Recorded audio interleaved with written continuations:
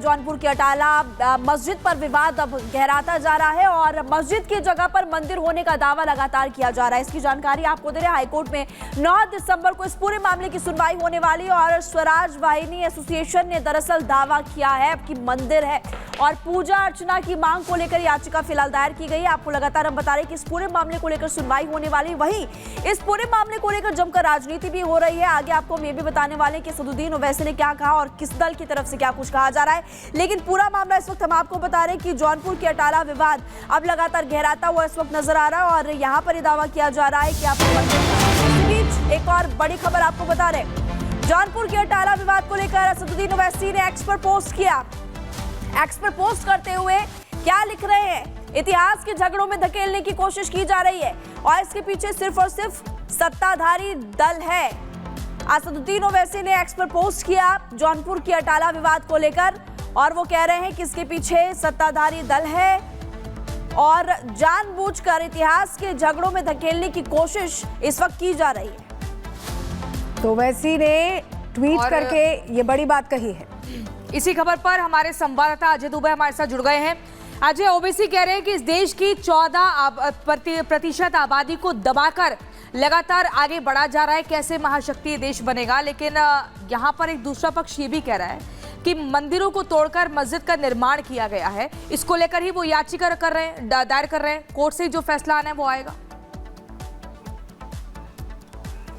देखिए, ज्ञानव्यापी हो, मथुरा हो, अयोध्या हो, हर मामले में जब कोर्ट में शुरुआत होती है सुनवाई की तो सबसे पहली जो बाधा आती है वो पोषणीयता को लेकर 1991 का जो संविधान का मामला है उसकी पोषणीयता को लेकर सवाल करते हैं। और अब अटाला जो जौनपुर की मस्जिद है उस मामले में पोषणीयता के ऊपर जो जिले की अदालत है उसने अपना फैसला सुनाया। अब इसके खिलाफ हाईकोर्ट में दरवाजा खटखटा दिया गया। महत्वपूर्ण ये कि तमाम जो ऐतिहासिक दस्तावेज मिलते हैं, चाहे वो बाबर के बारे में जो उनके इतिहासकारों ने लिखा है, चाहे वो औरंगजेब के बारे में उनके इतिहासकारों ने लिखा है, इन तमाम इतिहासों में जिक्र अलग अलग मंदिरों को तोड़ने का और उसकी जगह पर मस्जिदों को बनाने का सीधा सीधा रेफरेंस निकल के आता है, चाहे वो बदायूं का मामला हो, चाहे संभल का मामला हो। ऐसे में जो ऐतिहासिक एविडेंस दिए जाते हैं, लीगल जो प्रोसीडिंग शुरुआत होती है तो वो एक अलग तरीके से देखने को तस्वीर मिलती है जमीन पर। अब इसको लेकर आक्रोश भी देखने को मिल रहा है, चाहे वो संभल का मामला हो, चाहे वो बदायूं का मामला हो। जो उन मंदिरों के ऐतिहासिक एविडेंस के आधार पर उनके जांच की मांग करने वाले पक्ष है, अब वो इसको लेकर आवाज उठाते दिखाई दे रहे हैं और राजनीति भी निश्चित तौर पर बेहद गर्माती दिखाई दे रही है। अजय, जो आप बता भी रहे थे, देखिए इसको लेकर सवाल यही हो रहा है और बार बार हवाला दिया जाता है प्लेसेस ऑफ वर्शिप एक्ट का और यहाँ पर भी वही मामला जाता दिखाई दे रहा है। लेकिन अभी जो एक तरह से अर्जी दी गई है उस पर 9 तारीख को सुनवाई होनी है, लेकिन एहतियातन जौनपुर में क्या सुरक्षा व्यवस्था रखी गई है, कोई ऐसी घटना ना हो इसका ख्याल करते हुए, क्योंकि संभल में काफी कुछ देखा है।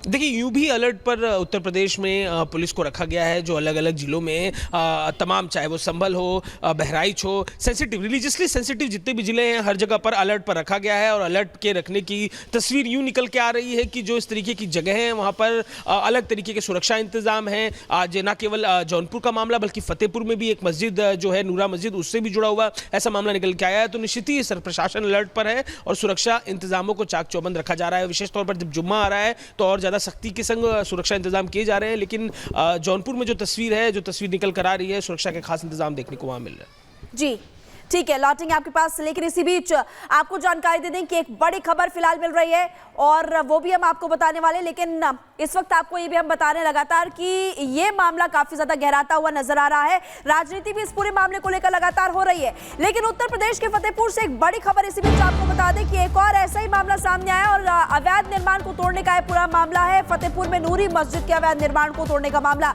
अवैध हिस्से को तोड़ने का आदेश दिया जा चुका है। ध्वस्तीकरण के आदेश के खिलाफ हाईकोर्ट में याचिका जो है वो दाखिल की गई है। 13 दिसंबर को अब इलाहाबाद हाईकोर्ट में इस पूरे मामले को लेकर सुनवाई होने वाली है। ध्वस्तीकरण के खिलाफ हाईकोर्ट में याचिका भी दाखिल की गई है। उत्तर प्रदेश की एक और मस्जिद को लेकर विवाद, इससे पहले एक मामला आपको बताया था जौनपुर से, हालांकि ये मामला थोड़ा सा अलग है। फतेहपुर से आपको मामला बता रहे हैं जहां पर नूरी मस्जिद के अवैध निर्माण को तोड़ने का आदेश एक तरफ जहां दिया जा चुका है, लेकिन ध्वस्तीकरण के इसी आदेश के खिलाफ हाईकोर्ट में एक याचिका दाखिल की गई है।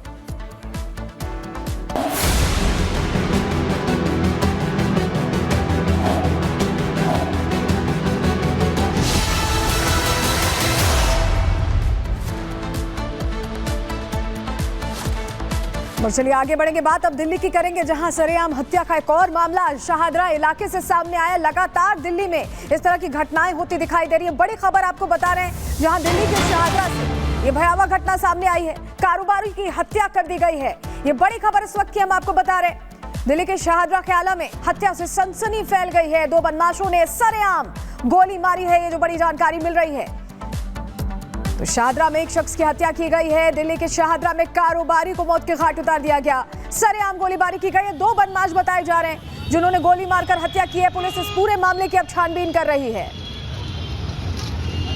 उधर से निकल जाओ। 2 लड़के बाइक पर गोली मारकर चले गए। ये कॉल में था। मौके पर जब पुलिस पहुंची तो पाया कि एक सुनील जैन नाम का व्यक्ति है, उसके गोली लगी है। 3-4 गोलियां लगी हैं उसको, और हमें कुछ राउंड्स भी मिले यहाँ पर 5-6 के आसपास। तो अभी इसकी जांच कर रहे हैं। सुनील जैन की मृत्यु हो गई है। ये बात बर्तन की दुकान है इनकी, और 52 साल इनकी उम्र है। ये सुबह मॉर्निंग वॉक के लिए गए थे यमुना स्पोर्ट्स कॉम्प्लेक्स में, वहाँ से वापस आ रहे थे, उस वक्त ये हादसा हुआ। अभी तक परिवार मना कर रहे हैं कि इस तरीके की कोई धमकी नहीं, कोई कंप्लेंट नहीं। तो देखिए, लगातार हम आपको बता रहे हैं राजधानी दिल्ली में कैसे बदमाशों ने सरेआम गोली मारी है, जिसके बाद अब जांच पड़ताल शुरू हो चुकी है। दिल्ली के ख्याला में भी मर्डर की एक सनसनीखेज वारदात सामने आई। बेटों ने संपत्ति के लिए मां की हत्या कर दी। 24 घंटे में 3 मर्डर को अंजाम दिया गया है, जिसके बाद से लगातार दिल्ली में डर का माहौल बना हुआ है। 24 घंटे में 3 मर्डर की वारदातों ने राजधानी दिल्ली को दहलाकर रख दिया है। बड़ी खबर आपको बता रहे हैं। देखिए, दिल्ली में के शाहदरा में कारोबारी की हत्या होती है। 2 बदमाशों ने गोली मारकर हत्या की वारदात को अंजाम दिया। दिल्ली के ख्याला में भी मर्डर से हड़कंप मच जाता है। संपत्ति के लिए बेटों ने अपनी मां की ही हत्या कर डाली। और फिर दिल्ली के गोविंदपुरी में एक शख्स की हत्या होती है। पड़ोसियों पर इस हत्या का आरोप लगता है। शौचालय में फ्लैश ना करने पर यह विवाद बढ़ा था। ये बड़ी खबर आपको बता रहे हैं। देखिए, 3 अलग अलग जगह हैं, लेकिन मामला राजधानी दिल्ली का ही है। और लगातार ये सवाल खड़े हो रहे हैं कि आखिर राजधानी दिल्ली में इतना डर और दहशत कौन फैला रहा है। कानून व्यवस्था की जमकर धज्जियां उड़ाई जा रही हैं। 24 घंटे में 3 मर्डर हो जाते हैं, और ये सनसनीखेज वारदातें, जिसके बाद पुलिस जांच पड़ताल के लिए जुट जाती है। लेकिन सवाल बड़ा ये कि आखिर कानून का खौफ क्यों नहीं अपराधियों के भीतर, और कौन है ये लोग जो लगातार धड़ल्ले से दिल्ली को दहलाने का काम कर रहे हैं।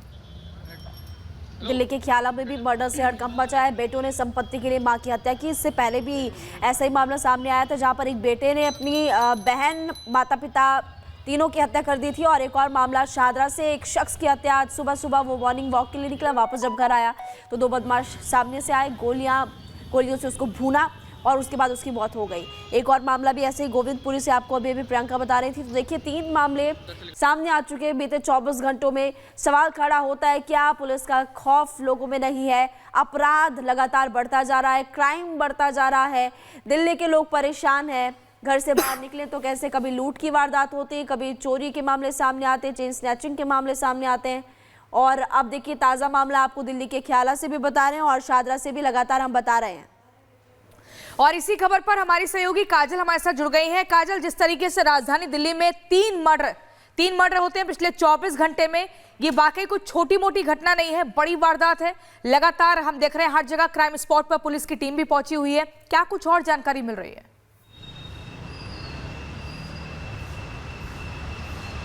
जी बिल्कुल बता दें आपको, क्योंकि शाहदरा में अभी ताज़ा घटना हुई है। सुबह की आपको बात बताएं तो सुबह जो है एक व्यक्ति जो है शहर पर निकला हुआ था, जिस पर 7 से 8 राउंड की फायरिंग की गई, जिसमें उसकी मौत हो गई है। हालांकि अभी पूछताछ लगातार चल रही है, और डीसीपी का कहना यह है, क्योंकि पूरी जानकारी अभी सामने नहीं आ पा रही है, किस वजह से ये फायरिंग हुई है, किस वजह से ये वारदात हुई है, इस बात की जानकारी नहीं है। हालांकि परिजनों से भी बात की गई है। परिजनों का कहना ऐसा है कि कोई आपसी रंजिश भी नहीं है।